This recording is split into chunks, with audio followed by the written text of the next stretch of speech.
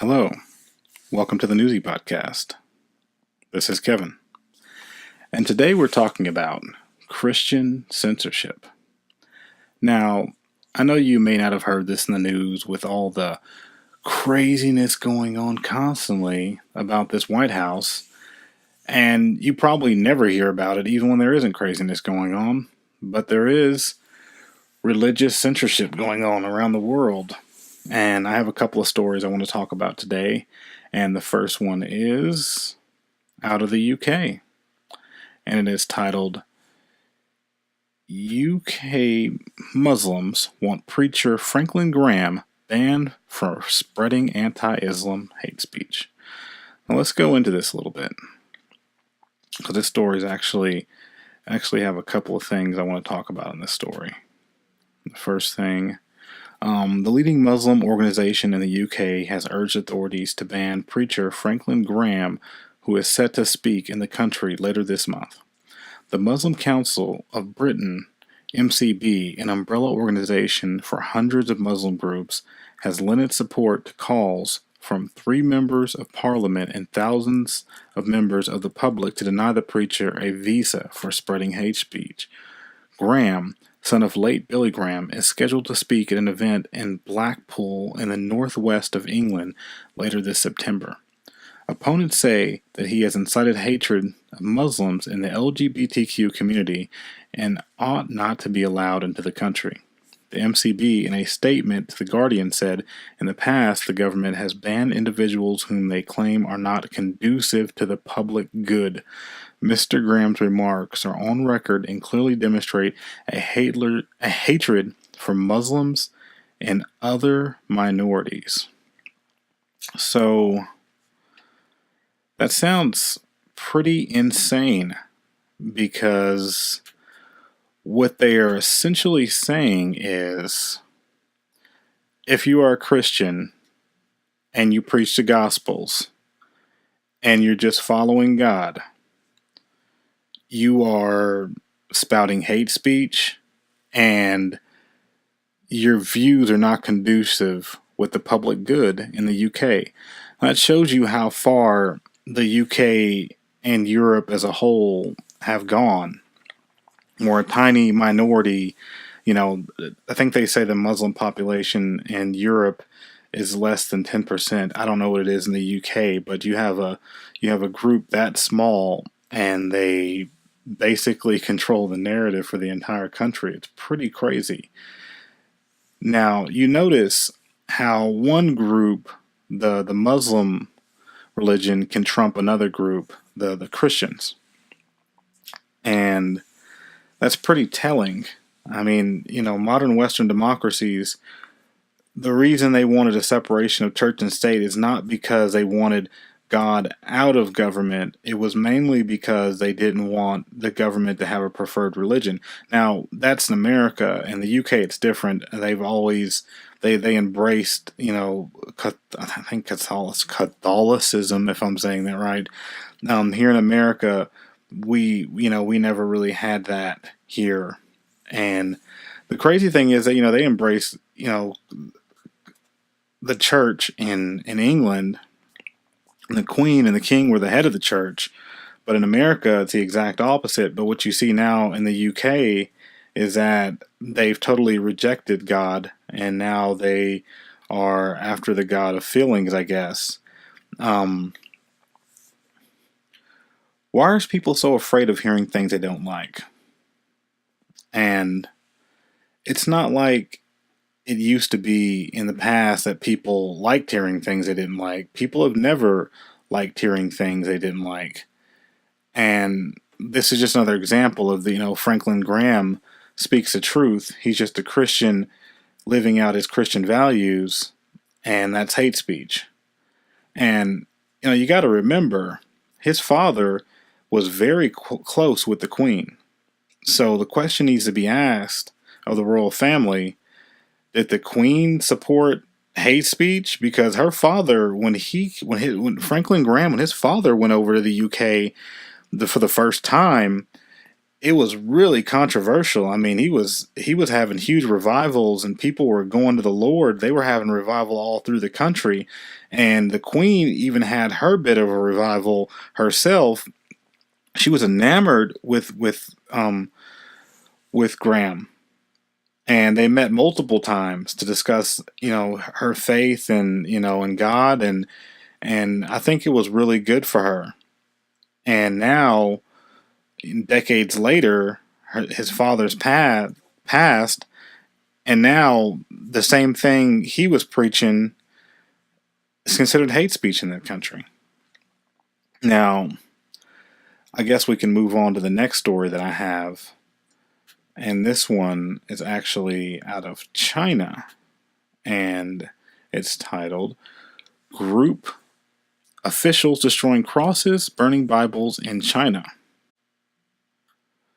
China's government is ratcheting up a crackdown on Christian congregations in Beijing and several provinces, destroying crosses, burning Bibles, shutting churches, and ordering followers to sign papers renouncing their faith, according to pastors and a group that monitors religion in China. The campaign corresponds with a drive to sinocize, I don't know how to pronounce that, religion by demanding loyalty to the officially atheist Communist Party and eliminating any challenge to its power over people's lives. Now, a lot of people forget sometimes that that communism in general is an atheist ideology. And really, saying the word atheist is actually kind of I would say is a misnomer, because actually the God in China and other communist nations is a state. So you don't have room in your heart to follow God and pledge all of your allegiance to the state at the same time. That's a contradiction in communism. So they want you to be 100% for the state. And so China's been kind of soft on that. So now they're coming back around and they're putting the hammer down on people. Xi Jinping, he's probably the most powerful ruler over over China since Mao Zedong. And he's been solidifying his power over the past few years. And he's pretty much just going to be a dictator, and the people could be happier over there in China. They almost seem like they rejoice in that, and he's been capturing power like crazy. And let me continue with the story. Fu also provided video footage of what appeared to be piles of burning Bibles and forms stating that the signatures had renounced their Christian faith. He said that marked the first time since Mao's radical 1966 and 1976 Cultural Revolution that Christians had been compelled to make such declarations under plan of expulsion from school and the loss of welfare benefits. And in Beijing, the Zion Church was shut on Sunday by around 60 government workers who arrived at 4:30 p.m. accompanied by buses, police cars, fire trucks. The church's pastor, Ezra Jin Mingri, said Monday, Zion is known as the largest house church in Beijing with 6 branches. Now, you may not know this, and a lot of people don't, is that they have a lot of the churches that they have in China are secret churches, and they're house churches. And if you go on YouTube and I'm pretty sure it's still on there if China hasn't convinced Google to take it down. There are these videos of these house churches, and you see just thousands and thousands of people in these secret churches, and they're in there praising God. It is so amazing. Anyway, carrying on with the story, the officials declared gatherings illegal and sealed off church properties, Jin said, after already freezing the pastor's personal assets in an apparent attempt to force him to comply with their demands. All of China's officially recognized religions appear to have been affected by the crackdown.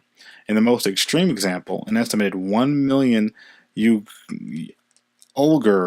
and other members of Muslim minority groups in the country northwest have been arbitrarily detained in indoctrination camps where they are forced to denounce Islam and profess loyalty to the Communist Party. And China, now I highlighted that part red because they seized his assets in an apparent attempt to force him to comply with their demands. So the latest tool in China is they're using technology. So they're getting with Silicon Valley and they're developing these software tools. And China and Google's a part of that. And Google has been helping China craft their own search engine. And even before they started helping them with their search engine, they've been censoring things for them. And this is a story that I've talked about before. Google seek to return to China with censored search engine.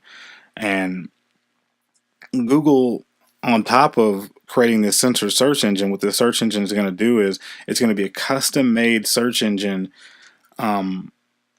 that's just for China, that helps them get a better grip on their people.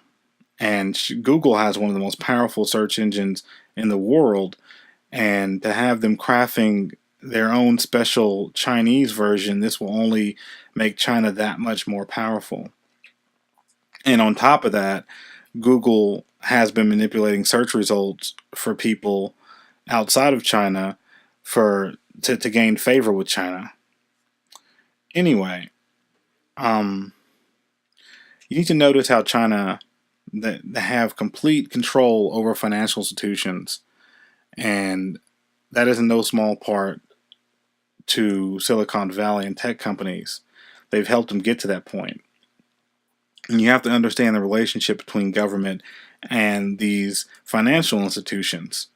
Government wants to control these financial institutions. They want to follow this China model. The China model is you take over the financial institutions, not completely, but you make them bend to your will.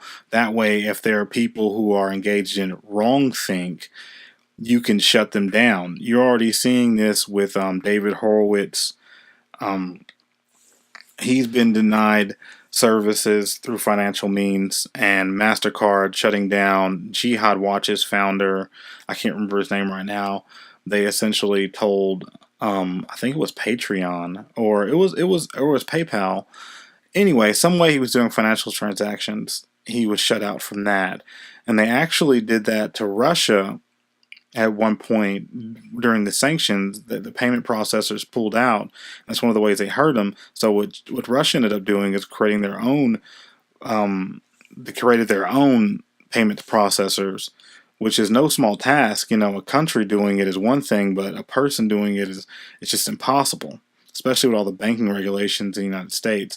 So you have to think about this, is that these things are already happening little by little in the United States. I mean, look at what happened to Alex Jones.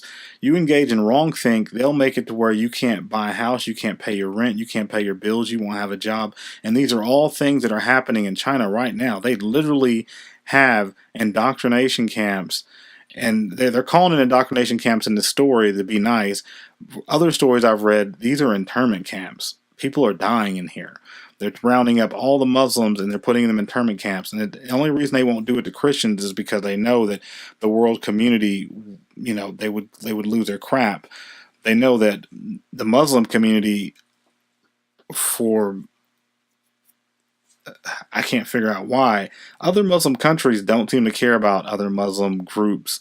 So you can have a Muslim group in China being put in forced camps, do forced labor and things like that. And, Saudi Arabia or any other country in the Middle East, they're not going to say anything. They don't care.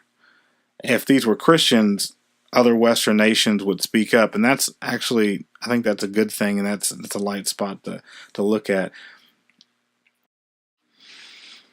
Overall, it's important to realize that we are dealing with out of control tech companies. I don't know when Congress is going to pull these companies on the carpet and say, "Hey, look, this is, this has gone too far in some respects." You have people like Cisco helping China create a massive firewall to keep people in digitally. It's the equivalent of the largest construction company in the United States going over to China and building a wall, a Berlin type wall around the country to keep people in. there isn't a government agency in the United States that wouldn't go after that company. That company would be shut down immediately. But yet Google and Facebook tried, but they couldn't get on China's good side. They're trying again, but a lot of these companies like Apple, they go over there and they bend the knee. They give China special access, and they create these special programs in order to keep the people subdued. And I understand having private companies and the relationship with that and the free market. But when you're talking about a company creating tools that's going to directly oppress people and end up getting people killed and getting people hurt and getting people locked up, you don't think that Google's not creating something where the algorithms will tell them exactly who's doing what in China, and they won't use that to lock people up and to hurt people? And it won't be things like, oh, this person's a pedophile, so we need to get the cops over there. It's going to be things like, this person's trying to be a Christian, or this person's a Muslim, or this person's engaged in anti-government propaganda, or look at this article they read, or this comment they left, or anything of the sort. This is some scary crap. Anyway, I guess I'll keep you guys enlightened on how this thing develops, and I guess we'll talk next time. Peace.